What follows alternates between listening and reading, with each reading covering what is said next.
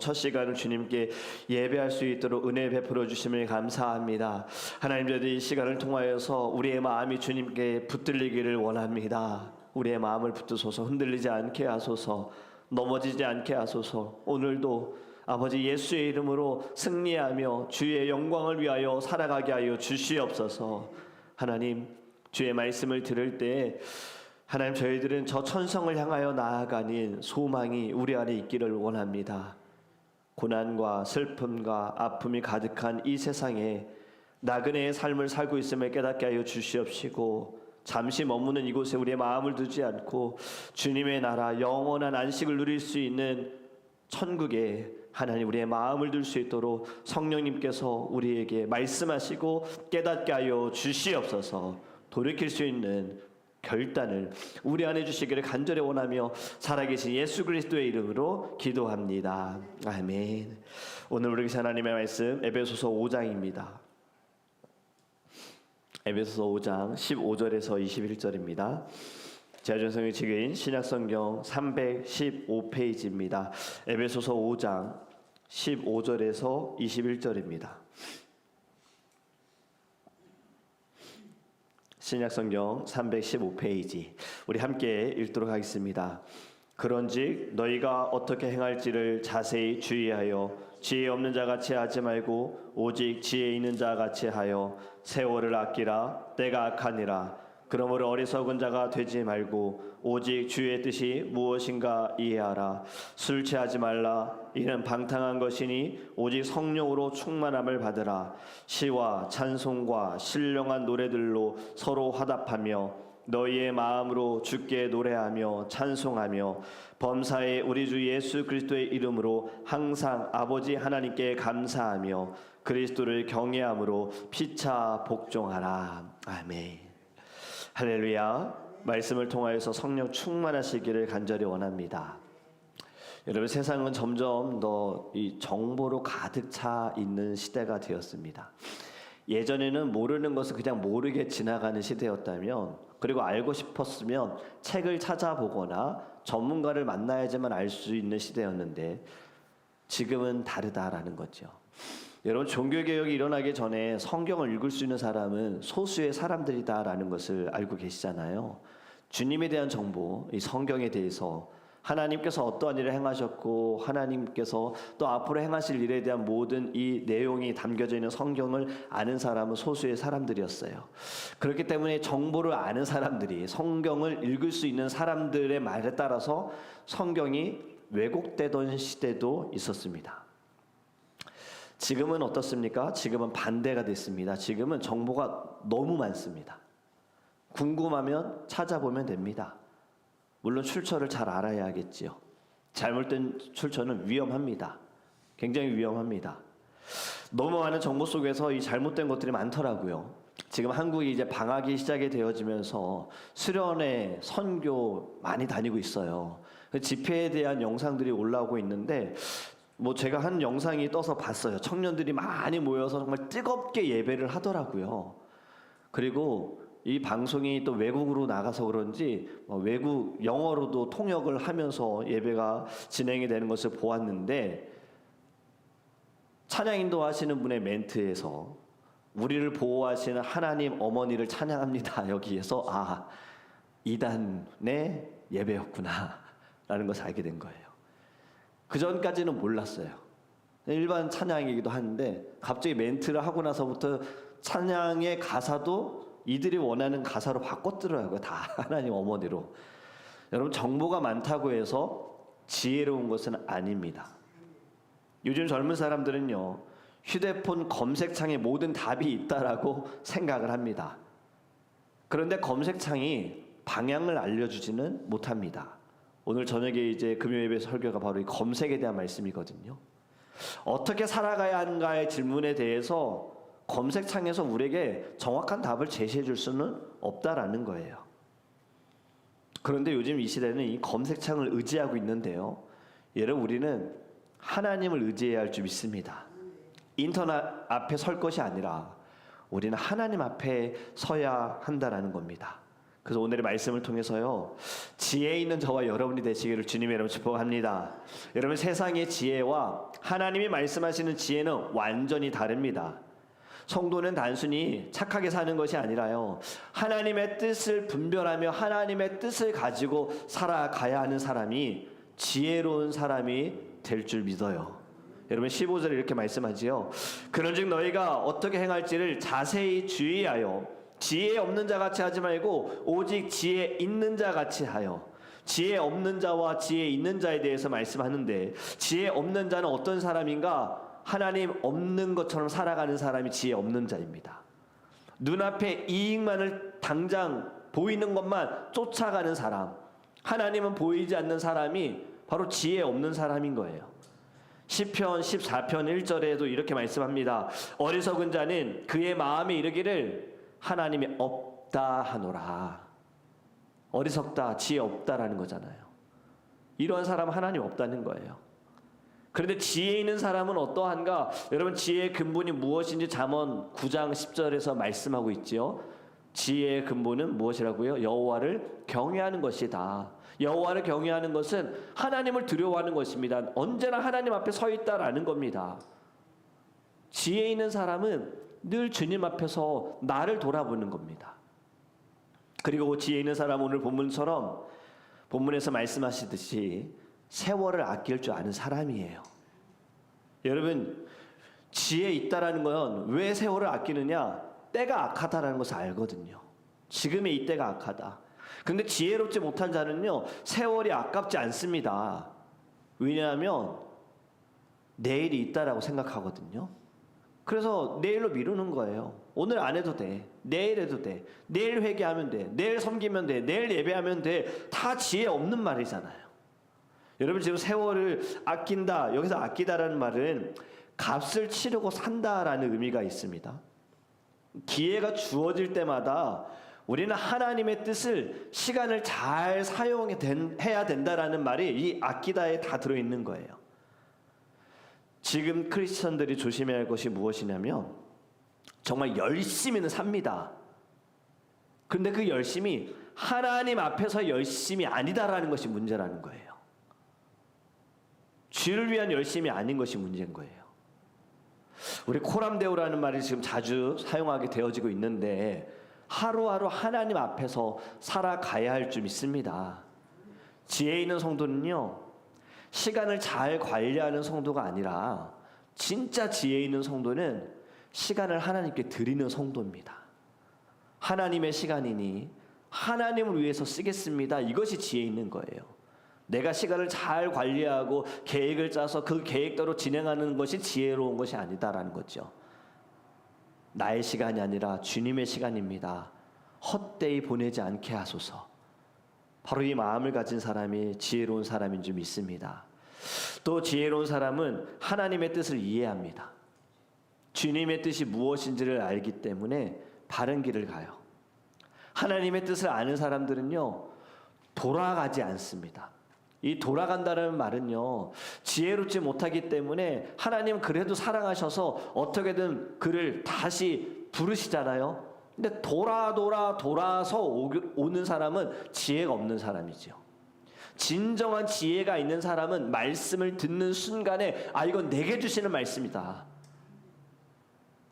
이건 나에게 지금 하나님께서 경고하시는 말씀이다. 가르치시는 말씀이다. 깨달아서 즉각적으로 돌아가게 되어지고 즉각적으로 반응하는 사람이 지혜로운 사람인 줄 믿습니다. 여러분, 우리는 지혜로운 사람이 되어야 합니다.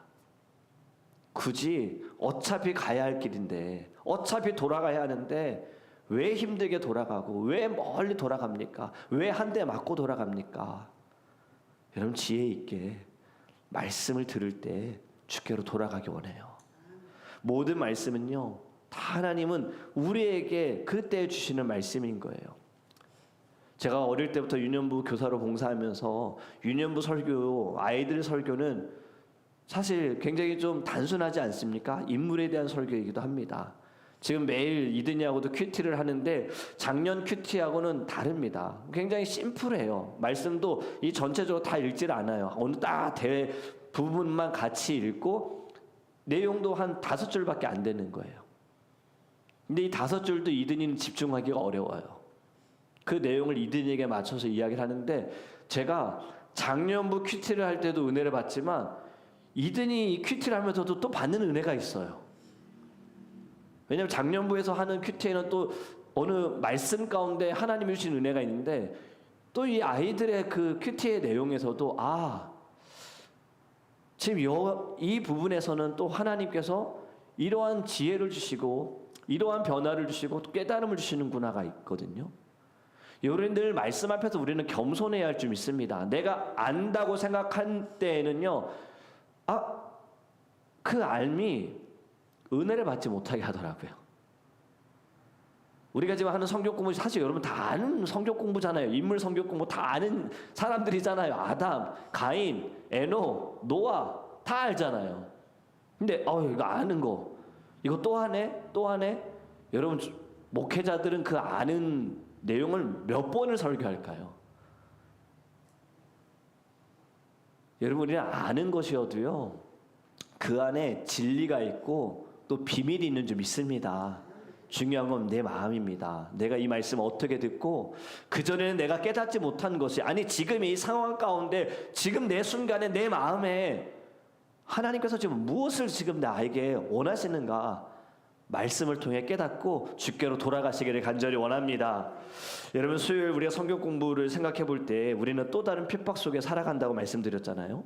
이전에는 총과 칼을 가지고서 너 예수 믿으면 죽어, 이러한 핍박이 있었지만, 지금 이 시대는요, 이 관계 속에서 지켜야 할 믿음을 우리는 가져야 된다는 겁니다.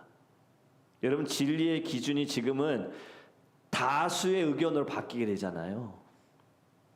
그리고 지금의 진리는요, 이 갑, 을로 생각할 때 갑에 따라서 진리가 되어지잖아요. 을은 따라가야 하고요. 그런데 여러분, 성도는 그러면 안 됩니다. 성도는 이러한 환난과 핍박 가운데에도요, 절대적인 기준에서, 말씀 안에서 하나님의 뜻에 따라 살아가야 할 줄 믿습니다. 이를 아는 사람, 지혜로운 사람은 언제든 예배의 자를 지키고 언제든 주를 위해 섬기게 되어지고 어찌하든 영혼을 살리기 위해 복음을 전할 줄 믿습니다. 세상은요, 다르게 말하지만 성도는 온전히 하나님의 뜻을 증거해야 하는 거예요. 늘 바르게 말해야 돼요. 우리는 다르게 말해서는 안 돼요. 믿음을 가지고 하나님의 말씀을 그대로 증거해야 할 줄 믿습니다. 또 오늘 본문을 보면 지혜로운 사람은 어떠한가? 술 취하지 않는다 합니다. 여러분, 술 취한다 무엇일까요? 세월을 빼앗기는 거예요. 술을 취하는 사람들, 자기 통제하는 사람 없습니다. 자기 통제를 잃어버립니다. 술 취하는 사람들, 순간적인 즐거움에 빠져버립니다. 여러분, 술에 취해서 하나님을 생각하는 사람도 있을까요? 막 술 마시고 취해가지고 주님께 영광, 주님께 영광 하는 분이 있을까요? 없을 거예요. 그런데 술 마시면서 교회 이야기하는 분들은 계시더라고요. 그 술자리에서도 교회 이야기하고요, 목사님들이 이야기하고 다른 성도도 이야기하는데 그거 사실 딱 거기까지입니다. 교회 이야기만 하지 하나님 이야기하는 사람 없고, 술 마시면서 말씀 이야기하는 사람 없을 거예요. 술 마시면서 지난주에 목사님의 말씀에 그 말씀이 정말 나에게 찌른다, 이런 말 하는 분 없을걸요. 왜냐면 성경에 분명히 술 취하지 말라 했는데. 여러분, 술 취한다라는 것은요, 지금 딱 눈에 보이는 지금의 당장의 쾌락에 빠져 있는 것, 세월을 아끼지 못하는 것이고 지혜롭지 못한 것입니다. 술 마시면은 좀 현재의 감정을 피하려고 마시는 사람들 있잖아요. 분위기에 따라 마시는 사람. 문제가 해결되는 경우는 없고요, 오히려 더 큰 문제 일어나더라고요. 지금의 한국에서도 이혼이 일어나는 이유 중에 하나가 여전히 술 문제가 있더라고요. 평상시에는 너무 스윗한 남편이 술만 마시면 이상한 사람으로 변화되는 거, 문 때려 부시고 말 심하게 하고 돌아다니면서 이웃 사람들에게 횡패 부리는 사람들이 여전히 있더라고요. 저는 사실 없어진 줄 알았거든요. 좀 달라진 줄 알았거든요. 근데 아직도 그러한 사람들이 있어요. 여러분, 지혜로운 사람은 오늘 본문에 술 취하지 않고 성령에 취해야 한다라는 겁니다. 성령의 충만함을 말하고 있는 거예요. 성령 충만하다는 것은 자기를 부인하고 자기 십자가를 지고 늘 주를 위해 살아가는 사람이 성령 충만한 사람인 줄 믿습니다. 하나님의 다스림 가운데 오직 주를 위해 살아가는 사람. 그리고 여러분, 지혜로운 사람, 성령 충만함으로 살아가는데 어떻게 살아가는가? 그것이 오늘 결론입니다. 19절에서 21절에 말씀하지요.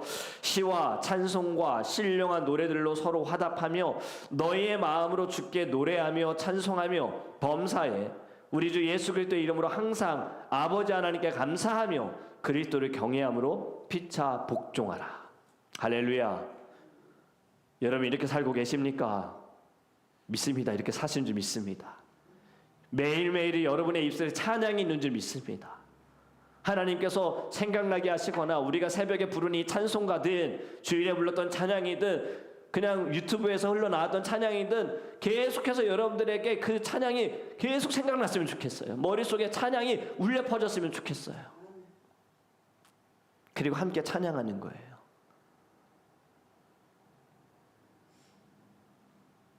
매일 아이들과 함께도 말씀을 나누고 찬양도 합니다. 싹 트네 싹 터요. 아이들 찬양이죠. 이 찬양하면 이든이는 손가락이 이렇게 움직이거든요. 내 마음의 사랑이 싹 터야 되는 거잖아요. 주일날 불렀던 찬양도 가끔 생각날 때가 있어요.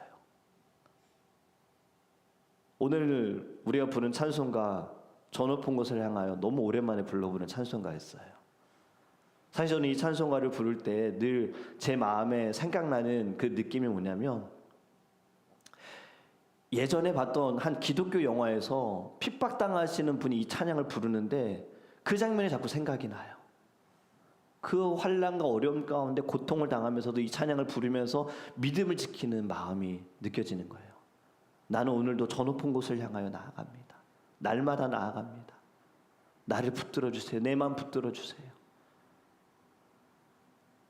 여러분, 우리의 입술에 날마다 찬양이 있기를 주님을 축복합니다. 찬양은 기도지요. 찬양하는 순간에 여러분, 우리의 마음은요 늘 따스한 성령님의 위로가 있고 만져주심이 있다라는 거예요.